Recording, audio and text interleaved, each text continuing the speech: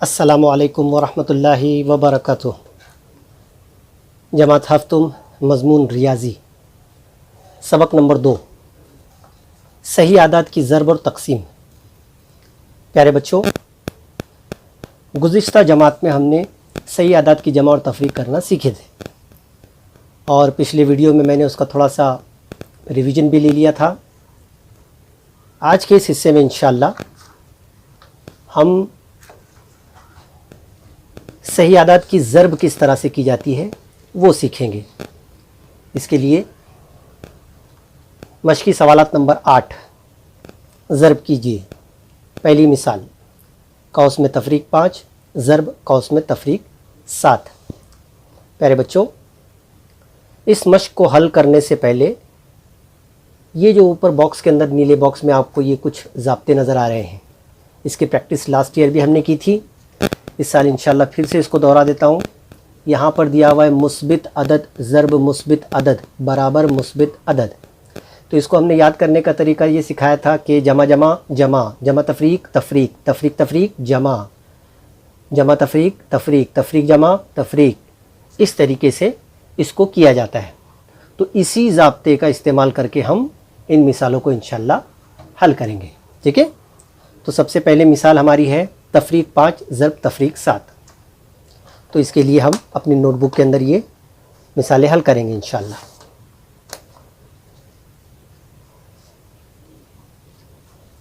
चलिए,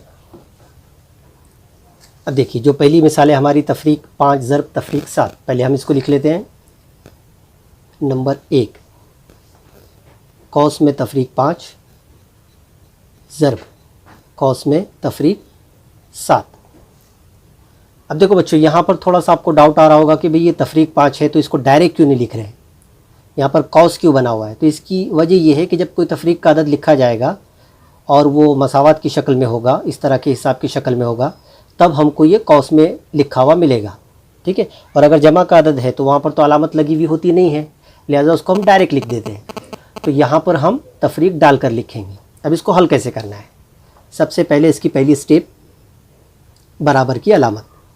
ठीक है, अब हमको ये करना है कि इस ज़ाब्ते का इस्तेमाल, देखिए यहाँ पर एक अदद तफरीक का है, देखिए यहाँ पर एक अदद तफरीक का है, दूसरा अदद तफरीक का है और बीच में ज़रब है। तो जब दो तफरीक वाले अदद की ज़रब होती है तो हम इन अलामतों की ज़रब सबसे पहले करेंगे। तो तफरीक तफरीक, तो हमारे ज़ाब्ते में क्या है, तफरीक तफरीक, शाबाश, जमा। और जमा की अलामत लिखते वक्त हम डालते नहीं हैं, लिहाजा आप जमा की अलामत डालेंगे नहीं और इन दोनों की ज़रब करेंगे। 5 का पहाड़ा 7 तक, बोलिए जल्दी से, शाबाश, 5 7 35। तो यहाँ पर हमारा जवाब है 35। ठीक है, अब आप कहेंगे सर यहाँ जमा की अलामत क्यों नहीं, तो जमा की अलामत नहीं डाली जाती है। चलिए अब दूसरी मिसाल, तफरीक 9 ज़रब 6। नंबर 2, कौस में तफरीक 9 ज़रब 6। अब यहाँ पर कौस क्यों नहीं बना है, तो इसकी वजह ये है कि ये अदद जमा का है, लिहाजा यहाँ पर कौस नहीं बना है। अब इसको हमें हल करना है, तो सबसे पहले क्या करेंगे, बराबर की अलामत। हाँ, तो पहले अलामतों की ज़रब, यहाँ पे तफरीक है, यहाँ पे जमा है, तो जमा तफरीक तफरीक होता है, शाबाश, यहाँ पर तफरीक आ गया। 9 का पहाड़ा 6 तक, 9 1 9 9 दूनी 18, 9 3 27, 9 4 36, 9 5 45, 9 6, बोलिए, शाबाश, 54। तो यहाँ हमारा जवाब आया है तफरीक 54। ठीक इसी तरह से नंबर 3 नंबर 3 है 9 ज़रब तफरीक 4। अब यहाँ पर 9 ज़रब कौस में तफरीक 4। अब इसे हल करना है।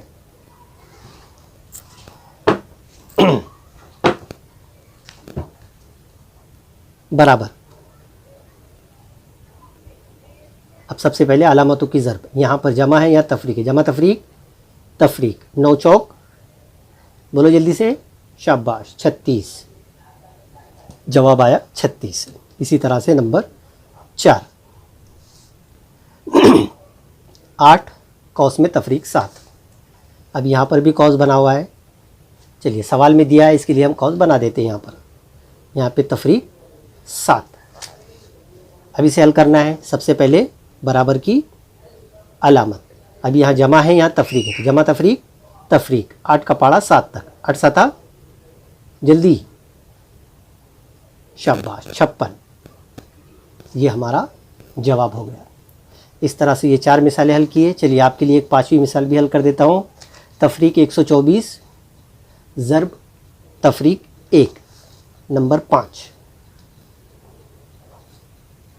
तफरीक 124 ज़र्ब तफरीक 1 बराबर। अब आप कहेंगे सर यहाँ पर इतना बड़ा पहाड़ा पढ़ना है, कोई ज़रूरत नहीं है। शुरुआत अलामतों की ज़र्ब, तफरीक तफरीक जमा, जमा लिखना है क्या? नहीं, 124 को 1 से ज़र्ब देना है। तो किसी भी अदद को, चाहे वो कितना भी बड़ा हो, जब 1 से ज़र्ब दिया जाएगा तो जवाब वही अदद आता है, ठीक है, जिससे ज़र्ब दी जा रही है। तो 124 को अगर 1 से ज़र्ब दिए तो जवाब आएगा 124। अगर 224 को 1 से ज़र्ब दिए तो जवाब शाबाश 224। अगर 1224 को 1 से ज़र्ब दिए तो 1224, शाबाश। इस तरह से ये 5 मिसालें हैं। बाकी की जो मिसालें नंबर 6, 7 और 8, ये मिसालें आपने ख़ुद से हल करना है, ठीक है। पहले इन मिसालों को सबसे पहले अपनी रियाजी की बुक में मश्की सवाल नंबर 2, सबक नंबर 2 लिखना। इसके पहले तो मिसालें कुछ हल किए हुए आप लोगों ने, उसके आगे इसको कंटिन्यू करना है। मश्की सवालात नंबर 8 ज़र्ब कीजिए, सवाल उतार कर पहले ये मिसालें हल करना वीडियो में देखकर, और बाकी की जो बची हुई मिसालें हैं उसको अपने तौर पर हल करने की कोशिश करना, ठीक है।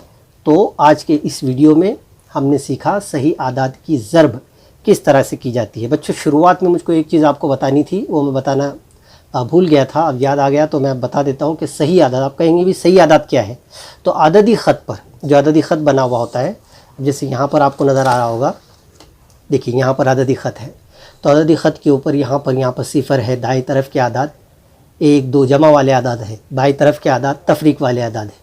तो इन आदाद को हम सही आदाद कहते हैं, ठीक है। इसकी कोई हद नहीं है, लामहदूद होते हैं, तफरीक में भी लामहदूद और जमा में भी लामहदूद, ये सही आदाद है। तो इनकी जमा और तफरीक और ज़र्ब हमने सीखा। पहले सेशन में हमने जमा और तफरीक सीखी थी, आज के इस सेशन में अल्हम्दुलिल्लाह हमने ज़र्ब सीखी। उम्मीद करता हूँ कि आपको ये हिसाब समझ में आए होंगे। आप इसकी खूब प्रैक्टिस करें और इंशाअल्लाह अगले वीडियो में हम सीखेंगे सही आदाद की तकसीम। तब तक के लिए शुक्रिया।